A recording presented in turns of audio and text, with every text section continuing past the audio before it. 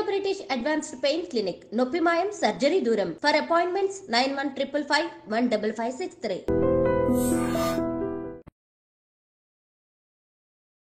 నమస్కారం, welcome to I dream. ధర్మ మార్గం విత్ విజిత కార్యక్రమానికి స్వాగతం.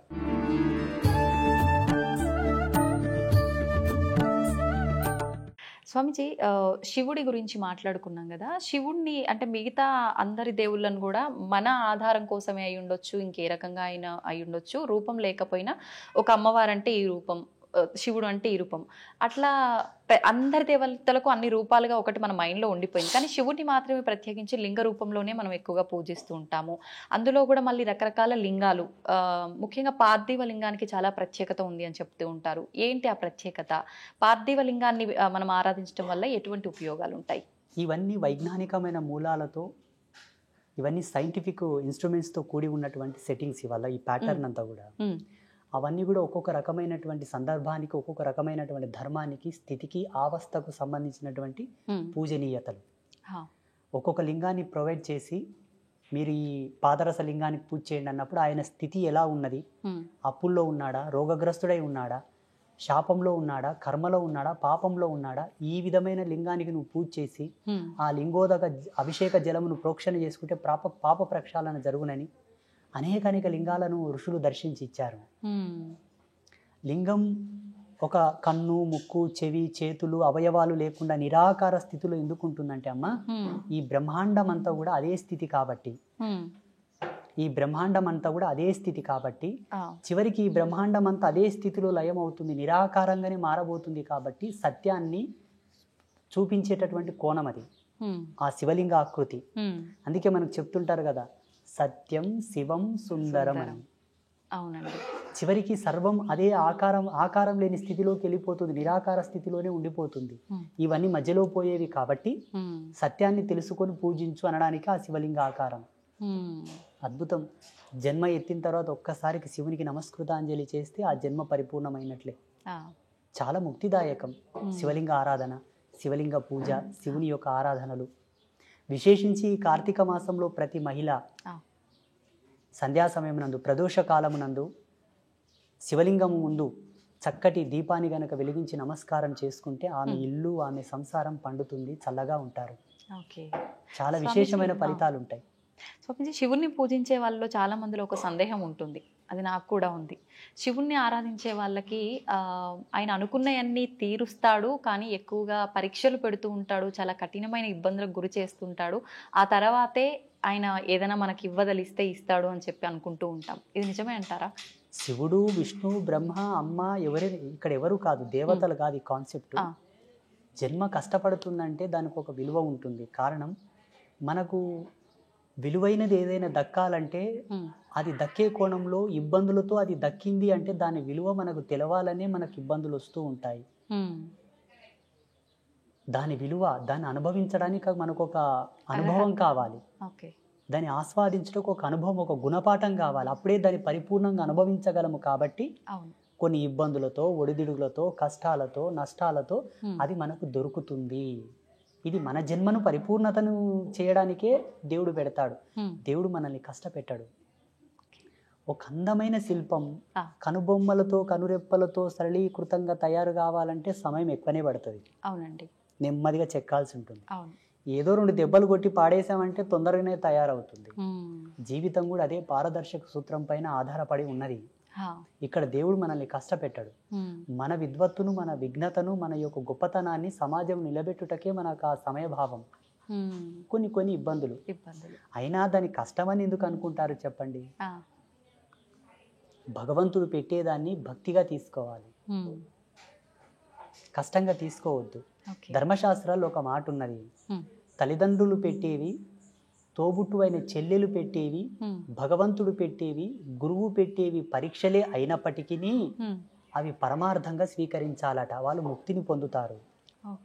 మళ్ళీ అక్కకు, అన్నకు, తమ్ముడికి నియమం లేదు చూడండి, చెల్లి, అదేంటో కానీ చెల్లి, తల్లి, తండ్రి, గురువు, దైవం, వీళ్ళు పెట్టేవి పరీక్షలు కాదు. ఒకవేళ పరీక్షలే అయినప్పటికీ అవి పరమార్థములని స్వీకరించువాడు ముక్తిని పొందగలడు, ఈజీగా పొందుతాడు.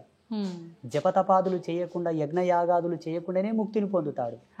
స్వీకరించగలగాలి, భావించగలగాలి. భారం అనుకోకూడదట. ఓకే, మనం ఎన్ని మాట్లాడుకున్నా అది కొంచెం కష్టమే మానవులకి. ఏదైనా చిన్న కష్టం వచ్చిందనగానే భగవంతుని కూడా తిట్టేయడము, అసలు ఆ విచక్షణ అనేది కోల్పోతాం కాసేపట్లో. నిజంగా మనకు అదంతా ఒక లేవల్గా వెళ్ళాలి, సమన్వయంగా ఉండాలి, బ్యాలెన్స్డ్గా ఉండాలి లైఫ్ అని అంటే ఎలాంటి నియమాలు పాటించవచ్చు? మెయిన్ ఆహార దోషం. ఆహార దోషం అనేది ఇక్కడ సమాజంలో ఎక్కువ అనర్థాలకు కారణం అవుతుంది. అందుకే ఆరంభం నుంచి, వేదారంభ కాలం నుంచి కూడా శాకాహార భోక్తవ్యం చేయండి. శాకాహార భోక్తవ్యం చేత జన్మ పరిపూర్ణమైనటువంటి ఆలోచనలను సృజించుకోగలదు, తీసుకోగలదు, తనను తాను నియంత్రించుకునే కంట్రోలర్గా మారగలడు. ఆలోచన విధంగా, వ్యవహారికంగా తనను తాను ఇంద్రియ నిగ్రహం వైపు మరలించుకోగలడు. అందుకే శాకాహార భోక్తవ్యం చేయండి. మనకు ధర్మశాస్త్రాల్లో క్లియర్గా చెప్పి ఉన్నారు ఋషులు. ఆహారం, విహారం, విచారం, నిద్ర, ఆహారం, బ్రహ్మచర్యం. ఈ మూడింటిని ఎవరైతే పాటిస్తారో వాళ్ళు నడిచే దేవుడు. ధ్యానం వల్ల కూడా సాధ్యపడుతుందా గురూజీ? ఆధ్యాత్మికత 3 కోణాల్లో ఉంది. భక్తి మార్గంతో కొందరు, ధ్యాన మార్గంతో కొందరు, జ్ఞాన మార్గంతో కొందరు, యోగ మార్గంతో కొందరు, త్యాగ మార్గంతో కొందరు. త్యాగం అన్నీ, అక్కడ భక్తి లేదు, పూజ లేదు, యోగ లేదు, ఏమీ లేదు. అవధూత తత్వంలో ఉండడం వల్ల కూడా ముక్తిని ఆస్వాదించవచ్చు, మోక్షాన్ని పొందవచ్చు. ఈ 5 మనకు ప్రధానం. భక్తి మార్గంలో ఈ చాప్టర్ అంత వస్తుంది. కార్తీక దీపాలు, సోమవార వ్రతం, మంగళవార వ్రతం, బొట్లు పెట్టడం, మడి కట్టుకోవడం, నైవేద్యాలు అర్పించడం, పుష్పయాగం, హోమ ధూమాలు, ఇది భక్తి మార్గం. జ్ఞాన మార్గం అంటారా? భగవంతుడే సత్యమని ఎరంగి ఆయన యొక్క పారాయణలు చేయుట, ఆయన మంత్రోచ్చరణ చేయుట, ఆయన యొక్క కీర్తనలు పాడుట, ఆ కీర్తనల చేత భక్తిని ప్రచారం చేయుట, ఇది జ్ఞాన మార్గం. అయితే ఇప్పుడు ఈ ధ్యానం చేయడం అనేది, ఏకాగ్రత అనేది అందరికీ కరెక్ట్గా సరిపడదు.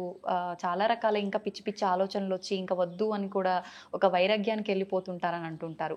నిజంగా అందరికీ సాధ్యపడాలంటే ధ్యానంలో కూడా ఏమైనా చిన్న మెలకులు ఏమైనా ఉన్నాయంటారా? ధ్యానం చేయుట అందరికీ సమంజసమే, కానీ ఆ ధ్యానం నువ్వు చేస్తున్న పద్ధతి తెలియవలే ఫస్ట్. ఈ మధ్యలో చేస్తున్నటువంటి ధ్యాన కేంద్రాలు అనుకోండి, మెడిటేషన్స్ అనుకోండి, యోగా సెంటర్లు అనుకోండి, అవన్నీ కూడా సమ్ క్లాసెస్, టీచింగ్ ప్రాసెసెస్ తప్ప పరిపూర్ణమైనటువంటి విద్వత్తును అవి తీసుకురావు, ఎరుకలోకి అవి తీసుకురావు, అది పరిపూర్ణత చెందించవు. మేము ఒక ధ్యాన మార్గంలో, ఒక యోగ మార్గంలో ఉన్నవాళ్ళం కాబట్టి టీవీలలో, వీడియోలలో చూస్తూ ఉంటాము. అందరిని ఒక చోట కూర్చోబెట్టి ముక్కు మూసుకోమంటారు, ఏదో చేయమంటుంటారు, కానీ అనుభవానికి తక్కినదే అది లేదు. వాళ్ళ ఇష్టానుసారంగా వాళ్ళు చేస్తున్నారు. అది వారి అనుభవం ప్రకారం నలుగురికి చెప్తున్నారేమో. అక్కడ సత్యం అనేది లేదు అని నేను అనుకుంటున్నా. నాకైతే అర్థమైంది అది. మళ్ళీ వాళ్ళకి ఎలా అర్థమైందో నాకు తెలియదు. ఋషి పరంపరానుగతంగా అయితే అక్కడ జరగటం లేదు. చూడము, ఒకటే మాట, యథాతథముగా వాస్తవికతను గనక పాటించిన వాడు లాభాలు పొందుట తథ్యము. అవాస్తవాన్ని, అభూత కల్పనలు గనక నువ్వు పాటించినావు అనుకో, పిచ్చోస్త తప్ప లాభం రాదు. అవునండి, ఇది సత్యం. ఇది అందరు గ్రహించగలగాలి, ప్రేక్షకులు కూడా. అంత మాత్రానికి ఏదైనా లాభం ఉన్నా అవాస్తవానికి అది లైఫ్ లాంగ్ అనేది ఉంటుంది అని చెప్పలేం. ఏదో ఒక రోజు అది బయట పడిపోతుంది, దానికి తగ్గ ప్రతిఫలం వాళ్ళు అనుభవించాల్సి వస్తుంది. ఇప్పుడు కార్తీక మాస శుభ సందర్భాన మీరు ఇక్కడికి వీచ్ చేశారు కాబట్టి, కార్తీక మాసంలో దుర్గావ్రతం ఒకటి ఉన్నది. చాలా మంది కార్తీక మాసం అంటే శివకేశవులకు అన్వయం చేసి ఉభయ తెలుగు రాష్ట్రాల్లో దీపాలు పెట్టడం, పూజలు చేయడం ఉన్నది. అవునండి. శివకేశవుల యొక్క ధర్మపత్నులు కూడా ఒక వ్రతం చేశారు కార్తీక మాసంలో. ఎవరి వ్రతం చేశారు? మీరేమో కృష్ణుడు దేవుడు, రాముడు దేవుడు అంటున్నారు. వాస్తవంగా రాముడు, కృష్ణుడు ఇద్దరు కూడా దేవతలే, దేవుళ్ళే. ఋషులే వాళ్ళకు యజ్ఞ పట్టం ఇచ్చారు, యోగదత్తం చేశారు. నేను కూడా చెప్తాను. శ్రీకృష్ణ పరమాత్మ యొక్క ధర్మపత్ని సాక్షాత్తు లక్ష్మీ అంశ సంభూతురాలైన రుక్మిణీదేవి కూడా కొందరు వ్రతాలు చేసింది. ఎవరి వ్రతం చేసింది? తన పతియే దైవము కదా, మళ్ళీ ఎందుకు వ్రతం చేయాలి రుక్మిణీదేవి? చెప్పండి. పార్వతీదేవి కూడా వ్రతం చేసింది, కాత్యాయని దేవి వ్రతం చేసింది, శ్రీమన్ మహాలక్ష్మి వ్రతాలు చేసింది. ఎవరి వ్రతం చేశారు? వాళ్ళ పతులే దైవములు కదా.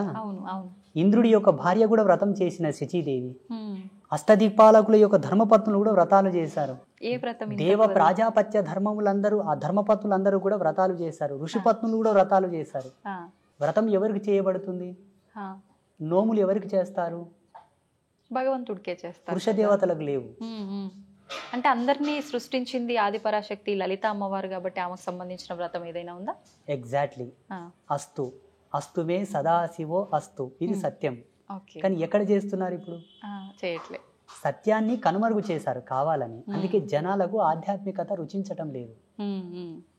మీరు అన్నట్టు కన్ఫ్యూజన్లోకి వచ్చేసి వైరాగ్యం వచ్చి ఈ దేవుళ్ళొద్దు, ఈ ఫోటోలొద్దు, తీసేయని రాని పక్క కానీ గమ్మున కూర్చుంటున్నారు. పోనీ తీసేసినంత మాత్రాన వాళ్ళు ఏమన్నా ముక్తిని పొందేదరా? అంత్రపిశాసులై తిరుగుతారు సచ్చినాక, గాలిలో దయ్యాలలాగా తిరుగుతారు. ఎన్ని పిండ ప్రదానాలు చేసినా, ఎన్ని శ్రద్ధా తర్పణాలు చేసినా, ఎన్ని దాన సంస్కారాలు చేసినా వాళ్ళ ఆత్మలకు మోక్షం రాదు, రిజర్వేషన్ రాదు, తిరుగుతూనే ఉంటారు. అది మరీ దుర్భర్మం, మరి ఘోరం. అది ఇదన్నా బాగుంది కానీ అది భయానకం. అది భయానకం. అయితే స్వామీజీ, చాలా మంది ఇప్పుడు ఈ సాధన, ధ్యానము ఇలాంటివి చేయడం వల్ల హిమాలయ ప్రాంతాల్లో కొన్ని వందల సంవత్సరాలు కూడా జీవంతో ఉన్న ఋషులు, సాధువులు ఇలాంటి వాళ్ళు ఉన్నారని చెప్తుంటారు కదా, నిజంగా అంత సాధ్యపడుతుందంటారా వీటి వల్ల? 100%. రేపు జనవరి నెల చివరిలో కుంభమేళ స్టార్ట్ అవుతుంది. మీరు దయచేసి మీ ఐ డ్రీమ్ మీడియా వాళ్ళు వెళ్ళండి, లేదంటే నాకు అక్కడ కలవండి, నేను కలుస్తాను. మీకు ఎంత మందిని కావాలో అంత మందిని పరిచయం చేస్తా, వాళ్ళతో రిక్వెస్ట్ చేస్తాను, మీతో మాట్లాడిస్తాను, ఎన్నేళ్ళు బతికినావు చెప్పప్ప అని చెప్తా. ఇప్పుడు మాలాంటి వాళ్ళు చెప్తే కొంతమంది కామెంట్లు పెడుతున్నారు, పిచ్చోడు వీడు ఎట్లా బతుకుతారో నాయన, ఇది సైన్స్కే విరోధం కదా అంటున్నారు. నీ సైన్స్ కంతు చిక్కని మిస్టీరియస్ చాలా ఉన్నాయి. గీజా పిరమిడ్ మీద ఇంతవరకు ఏ సైంటిస్టు రీసెర్చ్ చేయలేదు. ఔరంగాబాద్లో ఉన్న కైలాస టెంపుల్ మీద ఏ సైంటిస్టు రీసెర్చ్ చేసి రికార్డు ఇవ్వలేదు. వీటి గురించి మీకెందుకయ్యా? మీకేమైనా ఆధ్యాత్మికంగా పట్టున్నదా? సాధన మర్మములు తెలుసా మీకు? యోగ మూలాలు తెలుసా మీకు? ఒక తాబేలు కానీ చేప కానీ నీళ్ళల్లో గంటల కొద్దీ ఉండగలదు. నువ్వు ఉండగలవా? లేదు.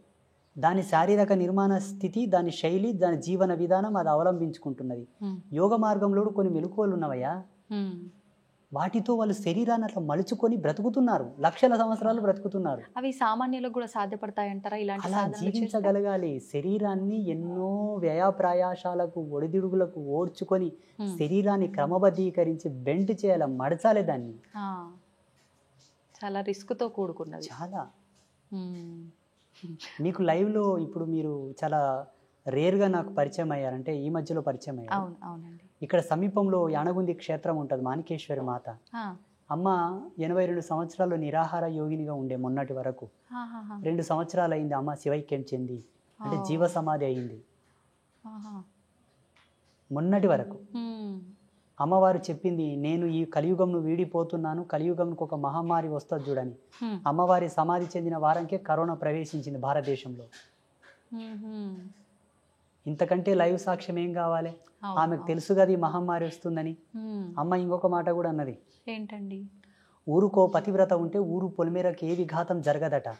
ఆ పతివ్రత ధర్మంతో ఊళ్ళో ఒక సాధువు ఉంటే ఆ ఊరికి ఏ విధమైన అనర్థాలు జరగవట. అలాగే ఈ భారతీయ భౌగోళిక స్థితికి మాలాంటి తాపసులు అడ్డున్నారా, అందుకే మహమ్మారులు ప్రవేశించటం లేదు. నేను వెళుతున్నాను, వస్తుంది మహమ్మారి, దీన్ని ఆపగలిగినటువంటి యోగకర్తం ఏదైనా చేయండి అన్నది అమ్మవారు. వాస్తవంగా అమ్మవారు పోయినమ్మనే భారతదేశంకి కరోనా వచ్చింది. అంతకన్నా ముందు వేరే దేశాల్లో నా తాండవం ఆడింది మొత్తం. అమ్మవారు చెప్పిన వాక్కును అనుసరించే మన పీఠంలో గోమాత కళ్యాణం చేసి లోక కళ్యాణానికి ధారపోసాం ఆ యజ్ఞశక్తిని. మళ్ళీ కరోనా వెళ్ళిపోయింది. ఈమె పిచ్చిగా అనిపించవచ్చు కానీ ఈ స్పిరిచువాలిటీ డిపార్ట్మెంట్ అంతా కూడా నేచర్ కంట్రోలర్ సిస్టమ్స్ ఇవన్నీ. ప్రకృతిని మేము కంట్రోల్ చేస్తాం, మీకు చేత కాదు. మిమ్మల్ని ప్రకృతి కంట్రోల్ చేస్తుంది, ఇంతే తేడా. స్వామీజీ, ఇలా అంటే ముందే ఏదైనా జరగబోతుంది అంటే ఇప్పుడు ఆ మాతాజీ గారు చెప్పినట్టు కొన్ని చెప్తూ ఉంటారు, నిజంగా జరిగినవి కూడా చూస్తుంటాము. మళ్ళీ అలాంటిది ఒక బ్యాక్టీరియా రాబోతుంది అని కొంతమంది చెప్తున్నారు. లేదు అంటే రకరకాల ప్రళయాలు రాబోతున్నాయి అని చెప్పి మొన్న రీసెంట్గా అక్కడ జల ప్రళయాలు జరిగాయి కదా, అలాంటివి కేరళ సైడ్, అలాంటివి మళ్ళీ మన దగ్గర కూడా వచ్చే అవకాశాలు ఉన్నాయని చెప్పి, చాలా ప్రాణ నష్టం కూడా జరుగుతుందని చెప్పి కొంతమంది చెప్పారు ఆ మధ్యకాలంలో. మళ్ళీ అలాంటివి ఏమైనా రాబోతున్నాయంటారా? ఈ భారతదేశం చాలా గొప్పది, మనమందరం గర్వపడాలి. ప్రపంచమంతా అతలాకుతలమైపోయిన భారతదేశానికి ఏమీ జరగదు. కాలధర్మ సిద్ధాంతంలో మనము కొంత ఏగవలసి ఉంటే ఏమో అట్లా వచ్చిపోతాయి తప్పిస్తే మనకు ఏ భయము లేదు. ఎందుకంటే మన దేవాలయ వ్యవస్థ అంత గట్టిది. చూడండి, భవిష్యత్తులో ఒక 10-15 సంవత్సరాల్లో జరగబోతుంది ఇది. ఏంటంటే ప్రపంచమంతా స్వేచ్ఛావాయువులు పీల్చుకోవడానికి భారతదేశానికి వలస రాక తప్పదు.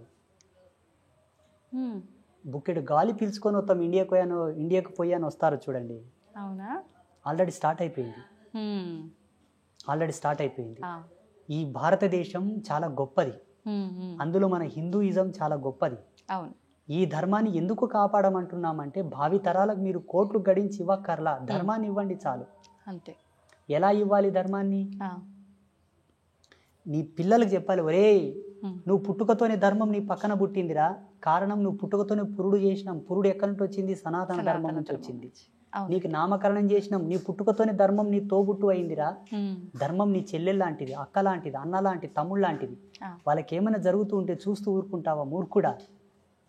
ధర్మ విఘాతం ఎక్కడ జరిగినా నువ్వు పోరాడాలని అని చెప్పి పిల్లలకు మనం మోటివేట్ చేయాలి. మళ్ళీ అంతే కదమ్మా, పుట్టినప్పటి నుంచి మనకు ధర్మంతోనే కదా అన్ని నేర్పి, అక్షరాభ్యాసము, ఉపనయనము, యజ్ఞోపవీతము, ఇవన్నీ మనకు ధర్మంలోని భాగాలే కదమ్మా. సంస్కృతి ఇచ్చింది మనకు, టెక్నాలజీ ఇవ్వలే. టెక్నాలజీ లేదండి. మనం నిత్యం అనుభవించే వాటిలో ఇప్పుడు మీరు చెప్పినట్టుగా పుట్టుక నుంచి చావు వరకు ప్రతిదీ ధర్మంతో, సైన్స్తో కూడి ఉంది. ప్లస్ మధ్య మధ్యలో మనకు పండుగలు ఇలాంటి వాటి ద్వారా కూడా ఇంకా మన ధర్మం యొక్క గొప్పతనాన్ని కూడా తెలియజేస్తూనే ఉంటారు ఎప్పటికప్పుడు. క్రమశిక్షణ, అవును, నిబద్ధత, మహిళ యొక్క గౌరవ సూచకం, కుటుంబంలో ఒక మంచి సంఘీభావం, సమతుల్యత, ఐక్యమత్యం, మంచి సోదరభావం నెలకొనడానికి కూడా మన సంస్కృతులు, మన పండుగలు పెట్టారు మన వాళ్ళు. ఎప్పటికప్పుడు బూజు దులుపుకొని ఇల్లంతా తోరణాలు కట్టుకొని ప్రాణవాయువుని ప్రజ్వరిలింపజేసుకోవాలని చెప్పి పిండి వంటలు, ఆరోగ్యంలో కూడా పలు మార్పులు రావచ్చు అని చెప్పేసి ఆహార పదార్థాలు భోక్తవ్యం చేయడం ద్వారా జెనెటిక్ రిఫార్మింగ్ కూడా నెగిటివ్ కాకుండా పాజిటివ్ ఉండడానికి ప్రతిదీ ప్రతిదీ ప్రతిదీ పరమార్థం, ప్రతిదీ అద్భుతం, ప్రతిదీ ఒక అమోఘం. మన దాంట్లో ఏది కూడా వేస్టేజ్ లేదు మన సనాతన ధర్మంలో. మేధావులేమో ఇదంతా మూఢనమ్మకం అంటారు, పిచ్చి. అవును, మూఢనమ్మకం, అసలు దేవుడు వాళ్ళ పిచ్చి. వాళ్ళు ఇంకా ఎల్కేజీ స్టడీలో ఉన్నారు వాళ్ళు. నా దృష్టిలో వాళ్ళు చిన్నపిల్లలు, నా దృష్టిలో, నా భావనలో. మూఢనమ్మకం అనడానికి సనాతన ధర్మంలో ఏమీ లేదమ్మా. నిమ్మకాయ తీసేసినా కూడా నమ్మకమే, ఒక విశ్వాసం. దాంట్లో విఘ్నత ఉన్నది, విజ్ఞానం ఉన్నది. నిమ్మకాయలు తీసేయడం, గుమ్మడికాయలు దిష్టి తీయడంలో కూడా విజ్ఞాన ఫార్ములాస్ నేను చూపిస్తా. రమ్మని నాతోనికి జన విజ్ఞాన వేదిక పెద్ద మనిషి వస్తాడు, మీరు రీసెర్చ్ చేయలేదు దాని మీద. ఇప్పుడు భగవంతుడు ఉన్నాడు అని అంటే ఖచ్చితంగా దుష్టశక్తులు కూడా ఉన్నాయని చెప్పి అంటుంటారు. ఉన్నట్టేనండి? లైవ్ లో ఉన్నాయి, ఇప్పుడు మన పక్కలో కూడా ఉన్నాయి కొన్ని. అవునా? మీకు కనిపిస్తాయా? మన కెమెరా పిక్సెల్ తక్కువ ఉంది, లేకపోతే రికార్డ్ అవుతుండే. ఓకే. ఒక టోనోమీటర్ తీసుకురావాల్సింది మీరు, దాని సౌండ్స్ మీరు వినేవాళ్ళు ఇప్పుడు. ఓకే. భయం వేస్తుందండి. ఏం భయపడాల్సిన అవసరం లేదు. సాధువుని చూస్తే యమభటులే బెదురుకుంటారు. అవేం చేస్తాయి మనల్ని? మీరు అడిగారు కాబట్టి ఉన్నాయి, ఎప్పటికెప్పుడు ఉంటూ ఉంటాయి, భయపడాల్సిన అవసరం లేదు. ఒక సువాసిని సాంప్రదాయకమైనటువంటి కుంకుమను ధరిస్తే భూత ప్రేతములు ఆమెకు దండం పెట్టి పోతాయట. సాంప్రదాయకమైన కుంకుమ అంటే ఇప్పుడు బల్కంపేట ఎల్లమ్మ ఉన్నది, అమ్మ పాదాల కాడే కుంకుమ నెలకు 2 నెలలకు వెళ్ళి ఇంట్లో స్టోర్ చేసుకోవాలి. మీరు డ్యూటీకి వెళ్ళేటప్పుడు ఇంత నష్టం తగిలించుకొని పోతే దిష్టి బారదు. ఇప్పుడు వాళ్ళే అనుకోండి మీ మీద కొంత, మీరు మంచిగా అందంగా తయారై వస్తే కొంత ఏదో జలసీగా ఫీల్ అయిపోతుంటారు అనుకోండి, ఆ దిష్టి మీకు వారదు. ఆ కుంకుమలో ఉన్న ఎనర్జీ దాన్ని అక్కడనే పంపిస్తుంది. నా భక్తురాలు అక్కడనే పో అంటది సీదా. మన బదులు అమ్మవారే ఫైట్ చేస్తారు. సాంప్రదాయకమైన తిలకధారణ అంటే ఇదే. కెమికల్ తో కూడిన కుంకుమలు పెట్టుకుంటే రాదు. మళ్ళా భగవత్ ప్రసాదితమైనటువంటి, భగవత్ ప్రాధాంకితమైనటువంటిది ఏది ధరించినను మనకు ఈ దయ్యాలతోటి, దుష్టశక్తులతో ఎటువంటి భయం లేదు. ఇప్పుడు మనం చేసుకున్న కర్మలను బట్టే మనం జన్మ తీసుకుంటాము. మంచి చెడు పనులను బట్టే మనం పైన స్వర్గం నరకం వెళ్ళటం కానీ, మళ్ళీ ఒక జన్మ తీసుకొని వచ్చి ఇక్కడ అనుభవించే విధానం కానీ కూడా ఆధారపడి ఉంటుందంటారు కదా. అయితే ఇప్పుడు ఒక మనిషి జీవం కోల్పోయిన తర్వాత ఆత్మ వెళ్తే పైకి వెళ్ళి అక్కడ ఏదో ఒకటి అనుభవిస్తూ ఉండాలి, స్వర్గంలోనో నరకంలోనో. కానీ ఎందుకు ఇలా దుష్టశక్తుల రూపంలో, ప్రేతాత్మల రూపంలో మన చుట్టుపక్కల ఇప్పుడు మీరు చెప్పినట్టుగా తిరుగుతున్నాయంటారు? కర్మ విపాకం చెందకపోవడం, కర్మ విముక్తి కలగకపోవడం, వాళ్ళు చేయవలసిన కొన్ని కర్మలు తీరక, వాళ్ళ కోరికలు తీరక. అందుకే సనాతన ధర్మం అన్నీ చెబుతూ కూడా ఒక మాట చెప్పింది. ఏంటి? ఎప్పటికెప్పుడు నువ్వు సత్యమనే భావన, నేనే సత్యమనే భావన నువ్వు తెలుసుకో. నువ్వెవరో తెలుసుకో, నువ్వేంటో తెలుసుకో. అంతర్ముఖుడవై ఏ భవబంధములు కూడా శాశ్వతము కాదని, దేని యందు అనురక్తి కలగక, వ్యామోహం కలగక, అన్నిటినీ విసర్జీకృతంతో భావన చేస్తూనే బ్రతుకు. అన్నీ నీవే, ఉమ్, చివరికి నావి కావనుకునే సత్యంతో కూడా బ్రతకని చెప్పింది మన ధర్మం. అట్లా కోరికలు పెట్టుకొని వ్యామోహంతో మరణించే వాళ్ళు పోరు, ఆగుతారు. ఆ, మరి వాళ్ళ పరిస్థితి ఇంకా. ఇక వాళ్ళ యొక్క వంశజులు ఉంటారు కదా, అవునండి. తగిన పూజలు, హోమాలు, శాంతులు, దాన ధర్మాదులు చేసి వాళ్ళకు ఉత్తమ స్థితిని పంపించగలగాలి. ఉమ్, ఒకవేళ పంపించకపోతే వీళ్ళ యాతన వలన వీళ్ళకు కొన్ని నెగిటివిటీస్ వస్తూ ఉంటాయి, వీళ్ళ సమస్యలు వస్తుంటాయి, వీళ్ళ పనులు కావు, ఉమ్. వీళ్ళకి ఇబ్బందులు వస్తుంటాయి, వాళ్ళ కుటుంబ సభ్యులు. అనారోగ్య సమస్యలు వస్తుంటాయి. ఎక్కువ రోజులు పితృదేవతలు గనక వేదన పడుతూ ఉంటే వీళ్ళకి పిల్లలు కలగరు. పిల్లలు పుట్టిన పుత్ర సంతానం కలగదు, పితృదేవతల యొక్క శాపం వలన. ఓకే. అట్లా అయితే ఈ జరుగుతుంది. పితృదోషాలతో రకరకాల ఇబ్బందులు పడుతున్నారు అంటారు. అవన్నీ ఇటువంటి వారి ఇప్పటికీ కుటుంబాలకే అది ఉంటూ ఉంటాయి. హిందూయిజాన్ని ఫాలో అయ్యే వాళ్ళే కాదు, ఆ. వేరే మతాల వాళ్ళకు కూడా ఈ ఎఫెక్ట్ ఉంటుంది. Hmm. ముస్లిమ్స్ కానీ క్రైస్తవులకు కానీ మానవ జన్మ ఎత్తిన ప్రతి ఒక్కరికి ఉంది ఇది.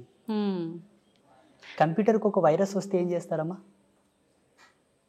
సిస్టమ్కి ఒక వైరస్ వస్తే ఏం చేస్తారు? అప్డేట్ చేస్తుంటారు, ఎప్పటికప్పుడు రిపేర్ ఇది కూడా చేస్తూ ఉంటారు. జెనెటిక్ అంటే మన జెనెటిక్ థియరీ ఏదైతే ఉందో డిఎన్ఏ కాలానికి వంశవృక్షానికి సంబంధించిన అప్డేట్ అనమాట ఇది. ఓకే. అయితే ఇప్పుడు మనం ఏదైతే ఇప్పుడు ఈ ఆత్మలు ఇలాంటివి ఉన్నాయి అనుకున్నామో, అలాగే భగవంతుడు కూడా మన కళ్ళకు కనిపిస్తాడా ఆత్మల్లాగానే? చాలా మంది ఈ మధ్యకాలంలో నాకు భగవంతుడు కనిపిస్తాడు, కావాలంటే మీకు చూపిస్తా అని చెప్పి రకరకాలుగా మాట్లాడుతున్నారు. నిజంగా అలా భగవంతుని చూడడం సాధ్యమే అంటారా? భగవంతుని 3 పద్ధతులతో చూడవచ్చు. జ్ఞాన రూపకంగా చూడవచ్చు, భావ రూపకంగా చూడవచ్చు. దానికి రూపం లేదు. అలా ఫీల్ అవ్వచ్చు, కనిపిస్తున్నాడు, మనం ఫీల్ అవ్వచ్చు. That's own experience. ఓకే. భగవంతుని భౌతికంగా జడముగా చూడాలనుకుంటే దానికి ఒక మార్గం ఉంటుంది. ఏంటండి? ఇప్పుడు మన చుట్టూ మెనీ మోర్ ఆఫ్ బ్యాక్టీరియాస్ ఉంటాయి మన చుట్టూరుతా. ఉమ్, దాన్ని సూక్ష్మదర్శినితోనూ చూడవచ్చును. భగవంతుని ఇట్లా సశరీరంతో చూడవచ్చంటే ఒకే ఒక మార్గం ఉన్నది, యోగ మార్గం. యోగాతో చూడవచ్చు. ఓకే. అంటే ఎంతకాలం అది చేయాల్సి ఉంటుంది? సాధకుడి యొక్క సత్యశీలత పైన ఆధారపడి ఉంటుంది. అంటే ఎంత నిష్టగా ఆయన యొక్క ఫోకస్, ఆయన యొక్క ఏకాగ్రత, ఆయన లక్ష్యం, ఆయన యొక్క నిగ్రహ శక్తి పైన. కొందరికి తొందరగా అవుతుంది, కొందరికి ఈ జన్మల కాకపోతే మరు జన్మ తీసుకోవాల్సి వస్తుంది, కొందరికి జన్మాంతంలో కూడా భగవత్ సాక్షాత్కారం కలిగి కూడా విముక్తి పొందిన వాళ్ళు ఉంటారు. అయితే ఒక మానవుడు భూమి మీదకి వచ్చిన తర్వాత ఒక జన్మ తీసుకొని అసలు నా పుట్టుకకు అర్థం ఏంటి, నేను ఏం చేయడానికి వచ్చాను అనేది ప్రతి ఒక్కరు కూడా మర్చిపోయి, ఇందాక మీరు చెప్పినట్టుగా కోరికలు, రకరకాల అంటే వ్యామోహాలు, బంధాలు, బంధుత్వాలు, వీటిపైన కొట్టుమిట్టాడుతూ ఉంటారు. పుట్టుక మరణం శాశ్వతం, వెళ్ళాల్సిందే, మోక్షం పొందడం కోసం మనం అవన్నీ కర్మలు క్లియర్ చేసుకొని భగవంతుల్లో ఐక్యం అవడానికి ఇవన్నీ అని చెప్పి మీలాంటి వాళ్ళు చెప్తూ ఉంటారు. మరి ఈ వీటిల్లో కొట్టుమిట్టాడుతూ ఉండే ఈ ప్రాసెస్లోనే పుడుతుంటాం, పోతుంటాం, ఎప్పుడు మోక్షాన్ని పొందుతామంటారు? అసలు మోక్షం అనేది 2 ప్రాతిపదికలపైన ఆధారపడి ఉంటుంది. మోహాన్ని క్షయించుటే మోక్షం, మోహక్షయ ఇది మోక్ష అన్నారు పెద్దలు. అంటే ఈశ్వరుడి యందు కూడా మోహాన్ని వదిలిపెట్టాలి, భగవంతుని యందు కూడా మోహం వదిలాలి, అది మోక్ష స్థితి. శివుడి యందు కూడా మోక్షం వదిలిపెట్టాలి తల్లి. ఆ శివుడు ఉన్నాడు అన్న మోహాన్ని, మోక్షాన్ని వదలాలి, అదే మోక్ష స్థితి. నారాయణుడు ఉన్నాడు, నా నారాయణుడు అన్న స్థితి కూడా వదిలిపెట్టాలి, అదే మోక్షం. ఇక ముక్తి అంటారా, అది సంసార సారథ్యంలోనే సాధ్యం తప్పిస్తే సన్యాసులకు ముక్తి లేదు. ఒకవేళ సన్యాస పరంపరలో యతి ధర్మంలో ముక్తిని పొందాలనుకుంటే ఆయన చాలా కష్టపడాల్సి ఉంటుంది, సాధనత్రయంతో, మెడిటేషన్తో చాలా కఠోరంగా తపస్సు చేయాల్సి ఉంటుంది. మీకేమో ఈజీ వేలో వస్తుంది, మాకేమో చాలా కష్టంగా వస్తుంది. మరి అంత కష్టం అని తెలిసినప్పుడు ఎందుకు మీరు ఇలాంటి సాధనలు? జన్మకర్మ సంభవము. జన్మకర్మ సంభవం అంటే పోయిన జన్మలో తీసుకున్నటువంటి శబదం, భగవంతుడు మమ్మల్ని ఆదేశించినటువంటి ధర్మం, మా జన్మ మాకు తెలిసి మేము సన్యసించవలసినదే అని మాకు అర్థమయ్యి రావాల్సి ఉంటుంది. ఉదాహరణకి ఈరోజు కరెంటు లేదు. అవునండి. ఒక మంచి స్టూడియోలో ఏసీలో కూర్చొని మనం వీడియో చేయాల్సింది, కరెంటు లేదు అయినా చేయాలి, ఎందుకంటే చాలా దూరం నుంచి వచ్చాము కాబట్టి. చేస్తున్నామా లేదా? చేస్తున్నాం. అది కూడా అంతే. మేము ఎన్నో జన్మల నుంచి ట్రావెల్ అయ్యి వచ్చి ఉంటాము, మళ్ళీ ఎందుకు మొదలుకోవాలని ఆయన లేనిపోని తలకాయ నొప్పి అని ఇక్కడనే జన్మ సార్థకత పొందించుకుంటున్నాము కాబట్టి సన్యాసులం అయ్యాము. ఓకే. ఓకే. అయితే స్వామీజీ, కారణ జన్ములు అంటుంటారు. అసలు ఎవరు ఈ కారణ జన్ములు అంటే నిజంగా ఉంటారా? లేదు అంటే సనాతన ధర్మం గురించి మా లాంటి వారికి మంచి మంచి విషయాలు తెలియజేసే మీలాంటి వారిని కారణ జన్ములు అనొచ్చా? ఎవరిని అనొచ్చు అంటారు? అసలు లేదు, మనకు జన్మత్రయములని ఉన్నాయి. కర్మజన్మ, కామజన్మ, కారణజన్మ. 3 కర్మజన్మలు అంటే ఏంటమ్మా? జీవితాంతం కష్టపడుతుంటారు కానీ వృద్ధి చెందరు. కారణం పితాపితరులు చేసిన పాపాలు మిగిలిపోయి ఉన్నాయి, వాళ్ళు పుణ్యం చేసుకోగానే చచ్చిపోయినారు, అవి మన మీద పడ్డాయి. అందుకే కష్టపడుతున్నాం కాబట్టి ఆ కర్మలు దూరం చేసుకో, నీవు సన్మార్గంలోకి వస్తావు, లాభ పొందుతావు, సుఖపడతావు. అప్పులు రావు, రోగాలు రావు, ఇబ్బందులు రావు, బాధలు ఉండవు. కామజన్మ, కామజన్మ అంటే కేవలము సంభోగ ధర్మాన్ని ఆస్వాదిస్తూ కామ కోరికలతో ఉండి పిల్లలు సంసారం అనే వ్యామోహం లేకుండా అదేదో పిచ్చిగా జంతువులు కదా సంభోగం చేసినట్లు సంభోగం చేసి పిల్లల్ని కంటే పుట్టే పిల్లలు కూడా కామ పిల్లలే పుడతారు. హిరణ్యకశప హిరణ్యాక్షుల్లాగా. ఆయన చెప్తాడు, అమ్మా ఓ సతీ, ఇది సమయం కాదమ్మా, ఈ సమయంలో మనం తగదు, ఇది సంధ్యా సమయం అన్నా ఆమెకు కామం ప్రబలి కావాలంటే కావాలన్నదికే కామ సంతానం పుడుతుంది. వాళ్ళు ఎలా ఉంటారు? కామ సంతానం అంటే తల్లికి చెల్లికి భేదం తెలియక ఆడవాళ్ళ చేతుల్లో ప్రాణం పోయేటటువంటి పిల్లలు పుడతారు. సమాజంలో జరుగుతుంది కదా. ఇప్పుడు ప్రియాంక రెడ్డి హత్య కేసులో 4 చచ్చిపోయారు కదా, ఆ జన్మలు దీని కిందికే వస్తాయి. కామ జన్మలన్నీ కూడా ఆడవాళ్ళని అందరినీ కూడా ఒక బొమ్మలాగానే చూసే కాన్సెప్ట్ తో పుడతారు. చిన్న చిన్న పిల్లల పైన కూడా వీళ్ళంతా ఈ కేటగిరీ కిందికే వస్తారు. ఇక కారణ జన్మ అంటారా? కారణ జన్మ కేటగిరీలో Narendra Modiji first person. And second, నేను ఈ మధ్యలో అనుకుంటున్న నా అనుభవం ప్రకారం ఎవరి వ్యక్తిగతం వాళ్ళ ఇష్టం, నా వ్యక్తిగతం నేను అనుకుంటున్నంత వరకు పవన్ కళ్యాణ్.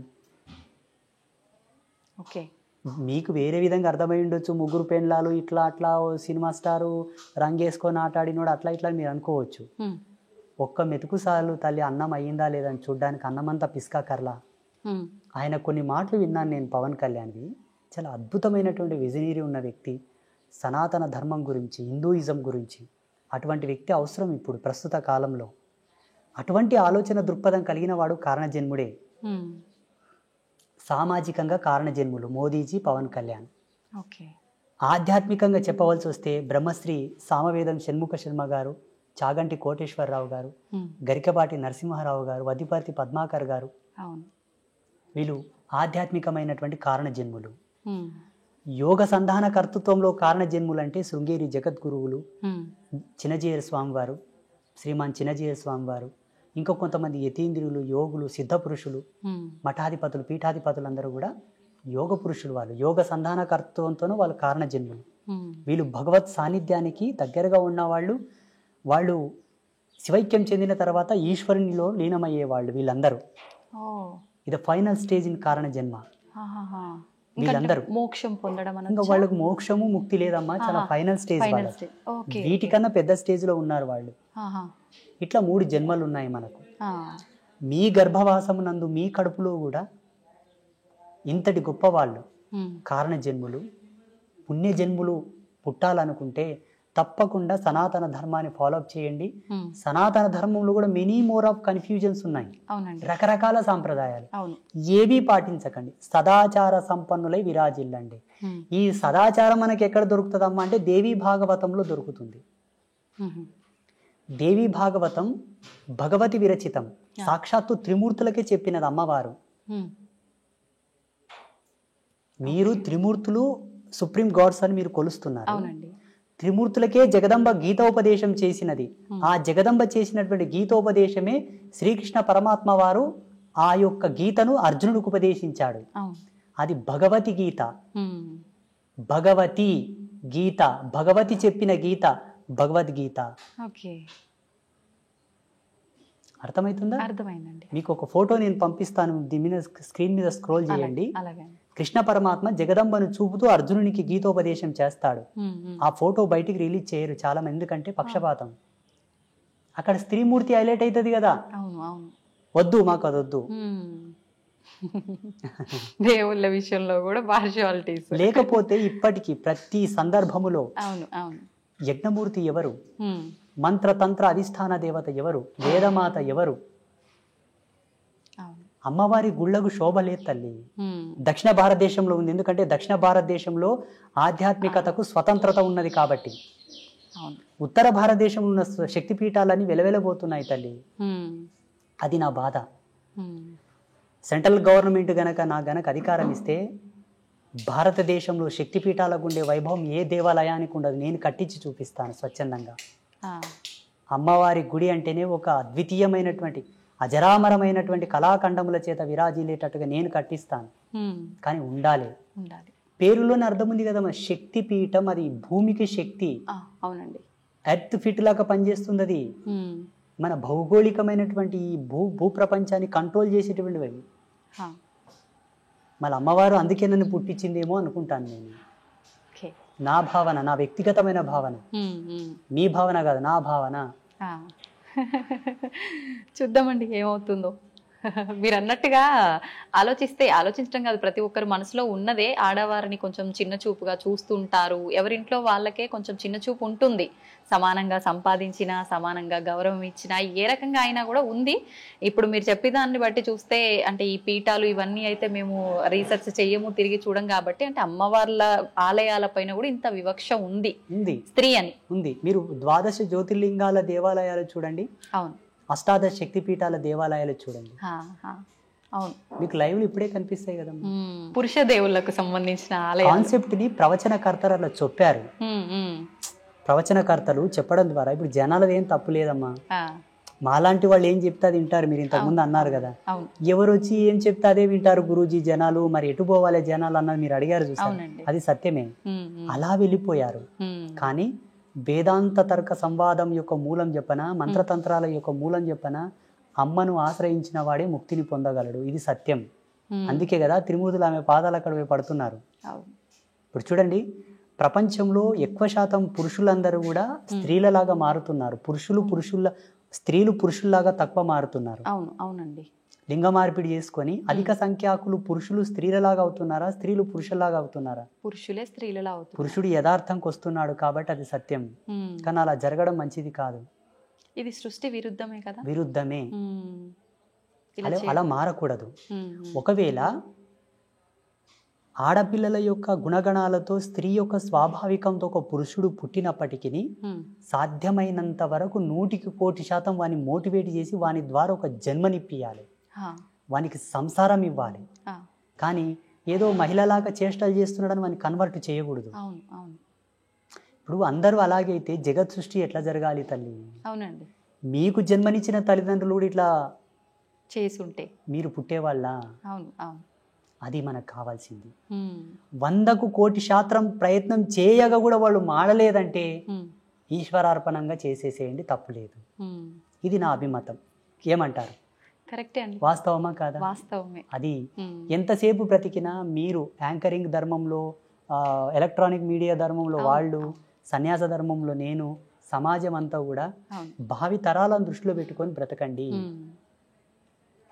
ఈనాడు మనం చేసింది రేపటి తరాలకు అది ఆచారం అవుతుంది. మా పెద్దలు చేసిండ్రా మేము తీసేయం దీనిని అంటారు డైరెక్ట్. చేసేటప్పుడే ఆచితూచి చెయ్యండి. ఇంకోటి, మన మీడియా ద్వారా అందరికి నేను ఒక రిక్వెస్ట్, చెప్పండి. ప్రకృతిని కాపాడండి ప్లీజ్. నిజంగా ఇది అందరికి చాలా ముఖ్యం. ప్రకృతిని కాపాడండి. ప్రకృతిని కాపాడడంలో ఒక మంచి టిప్పు చెప్తాను మీకు. మీ పిల్లల పుట్టినరోజులున్నా, మీ పుట్టినరోజులున్నా, మీ పెద్దల యొక్క తద్దినాలున్నా, దినకర్మలున్నా, ఏదన్నా ఫ్రీ ప్లేస్ ఉంటే అది రోడ్డు పక్కన అక్కడిక్కడ కాకుండా ప్రతి ఒక్కరు ఒక 10 చెట్లను నాటండి. అవును. అవసరం ఉంటే తప్ప చెట్లు కొట్టొద్దు. అవసరం ఉంటే తప్ప కొండలు, గుట్టలు, పర్వతాల జోలికి వెళ్ళవద్దు. అవసరం ఉంటే తప్ప ఆనకట్టలు కట్టవద్దు. ఎక్కడికక్కడ నీళ్ళని ఫ్లో చేసి పెట్టకండి. విదేశాలలో ఉన్న ఆనకట్టలను కూల్చివేస్తున్నారు ఇప్పుడు. అవునండి. చెరువులను పూడ్చకండి, నదులని ఇబ్బంది పెట్టకండి, కలుషితం చేయకండి. నేచర్ మనకు సహజ సిద్ధంగా ఇచ్చినటువంటి అమృత తుల్యముని వల్ల మనం పాడు చేసుకుంటే భావి తరాల్లో బ్రతకలేము. ఆల్రెడీ ఇప్పటికే చాలా పొల్యూషన్ అయిపోయింది, ప్రకృతి చాలా పాడైపోయింది. దానివల్ల రకరకాల అనారోగ్య పరిస్థితులు కూడా ఏర్పడ్డాయి. ఒక దౌర్భాగ్యం చెప్పనా, నదులను దేవతలుగా పూజించే మన దేశంలో నదులన్నీ కలుషితమయ్యాయి. నది యొక్క విలువ తెలియని దేశంలో అయితే ప్యూర్ ఉన్నాయి. మళ్ళీ ఆ నీళ్లు తాగడానికి కూడా పనికిరావు. ఇది దౌర్భాగ్యం భారతదేశంలో. ఇలా కావడానికి కారణం ఏంటో తెలుసా? సనాతన ధర్మం ఇంకా కూడా స్వతంత్రతను పుంజుకోలేదు అనుకుంటాను నేను. సనాతన ధర్మానికి స్వేచ్ఛ లేదని అనుకుంటాను నేను. ఉండగలిగితే ఈ నదులెందుకు ఇట్లా కలుషితం అవుతాయి? ఆ దేవాలయాల మీద ఎందుకు దాడి జరుగుతుంది? అవునండి. జగదంబ నాకు ఒక అవకాశం ఏమని చెప్పండి అమ్మవారిని. తప్పకుండా అండి, కోరుకుందాం అందరం మీరు కూడా. కోరండి, నేను అడిగితే ఇవ్వట్లేదు. అవునా? మీ అంతటి సాధువులు అడిగితేనే ఇవ్వలేదు, నేను అడిగితే ఇస్తుందంటారా? నీకెందుకురా వెళ్ళా, నువ్వు ఊక నాతో జపం చేసుకొని కూసరా అంటది అమ్మ. అవునా? బహుశా మీలాంటి వాళ్ళు అడిగితే ఇవ్వచ్చేమో. నాకు గనక అమ్మవారు అవకాశం ఇస్తే నేను ఏం చేస్తానో తెలియనా? చెప్పండి. గోవుని జాతీయ జంతువుగా ప్రకటిస్తాను. సెకండ్, ఈ భారతదేశంలో ఉండేటటువంటి సహజ వనరులు, జీవనదులు, పర్వతాలు, అరణ్యములనన్నిటినీ కూడా ధర్మమూర్తుల యొక్క ఆధీనంలో ఉండేటట్టుగా రాస్తాను.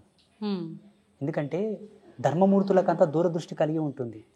నదుల్లో కలుషితాలు కలవనివ్వరు, చెట్లని కొండల్ని కొట్టనివ్వరు, ఆపుతారు. ఎందుకంటే పర్వతాలను పూజిస్తాం మనం, చెట్లను పూజిస్తాం మనం, నదులను పూజిస్తాం కాబట్టి వాటి జోలికి వెళ్ళనియరు. ప్రసిద్ధ పీఠాలు ఉన్నాయి, శృంగేరి జగద్గురువులు ఉన్నారు, పెద్ద పెద్ద పీఠాధిపతులు ఉన్నారు. ఆ ప్రదేశంనంతా కూడా వీరి ఆధీనం ఉంచేటట్టుగా నేను చట్టం తీసుకొస్తుంటే, దీన్ని అంతా నువ్వు కంట్రోల్ చేయాలని చెప్తుంటే. ఇప్పుడు మీరు చేసే ఈ సాధనలు వీటన్నిటి వల్ల ఈ మార్పులు సాధ్యం కావంటారా? ఖచ్చితంగా చట్టం చేతిలో ఉండాలంటారా? 100% సాధ్యం అవుతుంది. కాకపోతే సామాజికమైన మర్యాదలు కొన్ని ఉన్నాయి కాబట్టి. వెనకతలకు ఒక స్వామీజీ, నాలాంటి స్వామీజీ ఒక యజ్ఞం చేసి యజ్ఞశక్తిని ధారపోసాడు, లోక వినాశనం అవుగా కానీ. అందులో వాళ్ళ శిష్యులు కూడా ఉన్నారు, వాళ్ళు కూడా పోయారు. అంత జ్ఞానం తెలిసిన ఆయన కూడా అక్కడ తప్పు. ఈ తపస్సులు, మంత్రబలము, మంత్ర ప్రయోగములు కూడా కొన్ని ధర్మాలతో చేయబడతాయి కాబట్టి ఎలా చేద్దామన్నా అందులో అందరూ ఉంటారు. అది కదా వచ్చింది ముప్పు. ముందు వెనక ఆలోచించాల్సి వస్తుంది. అది అశ్వత్థామ కదా బ్రహ్మాస్త్రాన్ని ప్రయోగించాడు కానీ వెనక్కి తీసుకోవడం తెలియదు ఆయనకు. అట్లా ఎన్నో మూలాలు బతికే ఉన్నాడంటారు, ఇది నిజమేనా అండి? మీరు ఒకవేళ హిమాలయస్లో ఒక సిటీ ఉంది, ఒక ప్లేస్ ఉంది, అక్కడికి వెళ్తే ఆయనతో మీరు ఫోటో కూడా దిగవచ్చు, సెల్ఫీ. నిజమా? -60 degrees సెల్సియస్లో చలి ఉంటుంది అక్కడ, -60. మరి ఒకవేళ వెళ్తామంటే కెమెరామ్యాన్ మీరు వెళ్ళండి. అది ఎలా సాధ్యపడుతుంది అంటారు? గడ్డగట్టిపోము అక్కడే అడుగు పెట్టిన దగ్గర లేరు అనడానికి అవకాశం లేదు. సప్త ఋషులు ఉన్నారు, యోగ పురుషులు, సిద్ధ పురుషులు, మహావతార్ బాబాజీ కూడా ఉన్నారు ఇప్పటికీ. చాలా మంది యతీంద్రియులు, సిద్ధ పురుషులు ఉన్నారు. లేరు అని మీరు కొట్టిపాడేయకూడదు, ఎందుకంటే మీకు అనుభవం లేదు, మీరు చూడలేదు. మేము చూసాము కాబట్టి ఉన్నారని చెప్తున్నాము. వాళ్ళని ఇక్కడికి తీసుకొస్తామంటే తీసుకొస్తాము. ఈ యొక్క తపోజ్వాలకు తట్టుకొని ఉండే శక్తి ఈ మానవాళికి లేదు. పిట్టలు రాలిపోయినట్టు రాలిపోతుంటారు వాళ్ళు వస్తూ ఉంటే. అది సత్యం. అంతటి ఎనర్జీ ఉంటుంది వాళ్ళ స్పిరిచువల్ ఎనర్జీ. సంతోషం అండి, చాలా మంచి మంచి విషయాలు అయితే మా అందరికీ తెలియజేశారు. మరొక మంచి ఎపిసోడ్లో ఇంకా కొన్ని విషయాలు మీతో మాట్లాడాలని ఆశిస్తున్నాను. ధన్యవాదాలండి. ఐ డ్రీమ్ మీడియా ప్రేక్షకులకు అందరికీ ఒక సన్యాసిగా, ఒక బ్రహ్మచారిగా మా యొక్క ఆశీస్సులు. ధర్మం పట్ల నిలబడండి, ధర్మాన్ని కాపాడండి. ధర్మం తల్లి వంటిది. మన తల్లి మనకెంతో ముఖ్యమో ధర్మం అంతే ముఖ్యం. ధర్మం అంటే హిందూయిజం కాదండి, ప్రకృతి. ప్రకృతి మానవాళికి ఉపయుక్తమైనటువంటి ఆచారం, రూల్స్, వీటన్నిటిని కాపాడితే భావితరాలకు మనం ఇచ్చిన వాళ్ళం అవుతాం. దయచేసి మా మొరను ఆలకించండి. లోకా సమస్త సుఖినో భవంతు. శుభం భవతు.